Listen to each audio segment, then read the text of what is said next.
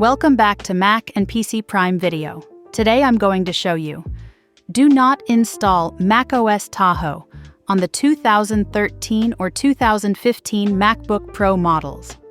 Some YouTube channels show that they have successfully installed it. I tried installing it on my 2013 MacBook Pro, but I couldn't install it properly. The laptop became very slow. You can easily install macOS Sonoma and Sequoia on this model, because I have already seen it installed on this laptop.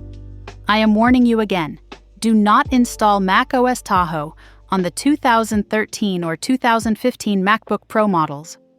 OCLP does not support macOS Tahoe currently, and attempting it can cause serious issues with stability, drivers, and data loss. So while technically adventurous users may try workarounds, it's not recommended unless you fully understand the risks.